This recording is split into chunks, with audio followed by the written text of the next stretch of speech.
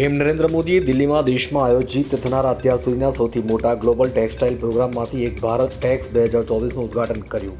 Bharat tax 2024 26 ફેબ્રુઆરીથી 29 ફેબ્રુઆરી સુધી ચાલુ રહેશે. દિલ્હીના ભારત મંડપમાં તેને શરૂ કરવામાં આવ્યું છે. પીએમ મોદીએ કહ્યું કે આજનો ઇવેન્ટ માત્ર ટેક્સટાઇલ એક્સપો પૂરતો નથી. આ આયોજનમાં એક સૂત્ર સાથે ઘણી બધી બાબતો જોડાયેલી છે. ભારત ટેક્સનું સૂત્ર ભારતના ગૌરવશાળી ઇતિહાસને આજની પ્રતિભા સાથે જોડી રહ્યું છે. ભારત ટેક્સનું આ સૂત્ર ટેકનોલોજીને ટ્રેડિશન સાથે જોડી રહ્યું છે. પીએમ નરેન્દ્ર મોદી આજે અમૃત ભારત યોજના હેઠળ દેશના 27 રાજ્યો અને કેન્દ્રશાસિત પ્રદેશોમાં 553 રેલવે સ્ટેશનના કાયાકલ્પ કરવાનો પાયો મૂકશે. તેની પર લગભગ 19,000 કરોડ રૂપિયાનો ખર્ચનો અંદાજ લગાવાયો છે. રેલવે મંત્રાલયે અમૃત ભારત સ્ટેશન યોજના નામની એક નીતિ રજૂ કરી છે, જેના હેઠળ સમગ્ર દેશના કુલ 1309 રેલવે સ્ટેશનોનો આધુનિક રીતે પુનઃ વિકાસ કરવામાં આવશે. આ યોજનાનો હેતુ મુસાફરોના રેલવે સફરને વિશ્વસ્તરીય સુવિધા આપવાનો અને તેમના અનુભવને પહેલા કરતાં વધુ શ્રેષ્ઠ બનાવવાનો છે.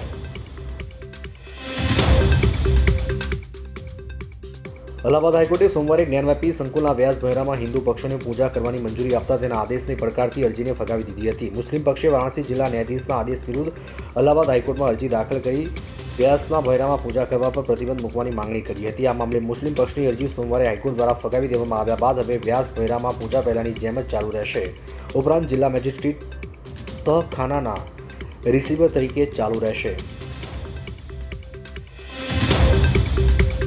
મહારાષ્ટ્રમાં મરાઠા અનામત આંદોલન હવે ઉગ્ર સ્વરૂપ ધારણ કર્યું છે. આજે દેખાવકારોએ અંબાદ તાલુકાના તીર્થપુરીમાં છત્રપતિ શિવાજી મહારાજ ચોક એક બસને આગ ચંપી દીધી હતી. મરાઠા સમાજ દ્વારા અનામતને લઈને રાજ્ય સરકાર સામે દેખાવ કરી રહ્યા છે, જેને લઈને મહારાષ્ટ્ર સ્ટેટ રોડ ટ્રાન્સપોર્ટ કોર્પોરેશને આગામી સૂચના સુધી જિલ્લામાં બસ સેવાઓ બંધ કરી દીધી છે. અને આ મામલે એમએસઆરટીસીએ જણાવ્યું કે મરાઠા દેખાવકારો દ્વારા બસમાં આગ લગાવ્યા બાદ એમએસઆરટીસીની અંબાડ ડેપો મેનેજર દ્વારા પોલીસ ફરિયાદ દાખલ કરવામાં આવી છે. ભારતે પાકિસ્તાન તરફ જતી રાવી નદીના પાણીને રોકી દીધું છે. ભારતે ડેમનું નિર્માણ કરી રાવી નદીના પાણીને પાકિસ્તાન તરફ જતું રોક્યું છે. વિશ્વ બેંકની દેખરેખમાં 1960માં થયેલી સિંધુ જળ સંધિ હેઠળ રાવીના પાણી પર ભારતનો વિશેષ અધિકાર છે. પંજાબના પઠાણકોટ જિલ્લામાં આવેલું શાહપુર કંડી બેરાજ જમ્મુ કાશ્મીર અને પંજાબ વચ્ચે વિવાદને કારણે રોકાયેલું હતું, પરંતુ તેના કારણે વીતેલા ઘણા વર્ષોથી ભારતના પાણીનો એક મોટો ભાગ પાકિસ્તાનમાં જઈ રહ્યો હતો. આવી સ્થિતિમાં લોટ અને દાળના ભાવ આસમાને પહોંચી રહ્યા છે અને હવે ભારતનું એક પગલું પાકિસ્તાનને પાણી માટે તરસાવી શકે છે. રિલાયન્સ ઇન્ડસ્ટ્રી અને રિલાયન્સ ફાઉન્ડેશને આજે ભારત અને સમગ્ર વિશ્વના ઇજાગ્રસ્ત, પ્રતાડિત અને ભયગ્રસ્ત પ્રાણીઓના બચાવ, સારવાર, સંભાળ અને પુનર્વસન પર ધ્યાન કેન્દ્રિત કરવા માટેની એક છત્ર પહેલ વર્તનાર કાર્યક્રમની જાહેરાત કરી છે. ગુજરાતમાં રિલાયન્સ જામનગર રિફાઇનરી સંકુલમાં આવેલા ગ્રીન બેલ્ટની અંદર 3000 એકરમાં ફેલાયેલા વનતારાનો ઉદ્દેશ્ય વૈશ્વિક સ્તરે સંરક્ષણ પ્રયાસોમાં અગ્રણી પ્રદર્શનકર્તાઓમાં સ્થાન મેળવવાનો છે.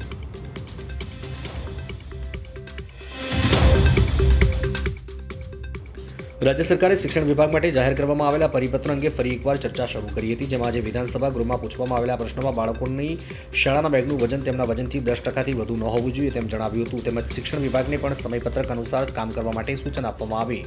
સરકારે જણાવ્યું કે શિક્ષણ વિભાગે બેગના વજન બાબતે 2018માં ઠરાવ કર્યો છે, જેના અનુસાર બેગનું વજન પોતાના વજનથી 10%થી વધુ ન હોવું જોઈએ.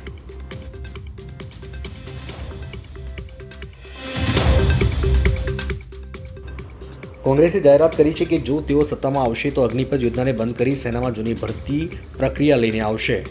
તો કોંગ્રેસ અધ્યક્ષ મલ્લિકાર્જુન ખડગે આજે રાષ્ટ્રપતિ દ્રૌપદી મુર્મુને આ યોજનાને લઈને પત્ર લખ્યો છે. આ પત્રમાં તેમણે રાષ્ટ્રપતિને સેનામાં નિયમિત સેવા માટે પસંદગી પામ્યા હોવા છતાં ભરતી કરવામાં ન આવી હોય તેવા લગભગ 2 લાખ યુવાનો સાથે ન્યાય કરવા વિનંતી કરી છે. તેમણે દાવો કર્યો છે કે સરકાર તેમની ભરતી બંધ કરીને અગ્નિપથ યોજનાને લઈને આવી, જેને કારણે આ યુવાનોને મુશ્કેલીનો સામનો કરવો પડી રહ્યો છે.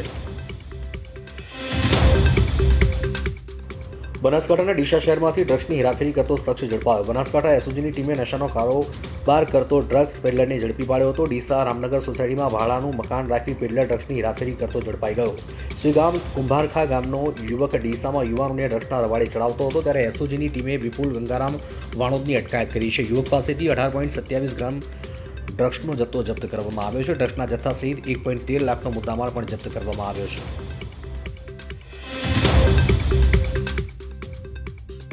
છેલ્લા કેટલાક દિવસોથી ગુજરાતના મોટાભાગના શહેરોમાં રાત્રિના લઘુત્તમ તાપમાનમાં વધારો થઈ રહ્યો છે, જ્યારે દિવસ દરમિયાન મહત્તમ તાપમાનમાં વધારો થઈ રહ્યો છે અને ઉકળાટનો અનુભવ થઈ રહ્યો છે. એક તરફ શિયાળાની વિદાય માટે ઘડિયાળના કાંઠે ગણતરી થઈ રહી છે, તો બીજી તરફ જાણીતા હવામાનશાસ્ત્રી અંબાલાલ પટેલે માર્ચ મહિનાને લઈને મોટી આગાહી કરી છે. ગુજરાતના કેટલાક ભાગોમાં આગામી 2 દિવસમાં એટલે કે 27 ફેબ્રુઆરી સુધી વાદળછાયું વાતાવરણ રહેવાની શક્યતા છે. ખાસ કરીને ઉત્તર ગુજરાત અને કચ્છના ભાગોમાં વાતાવરણમાં પલટો આવી શકે છે.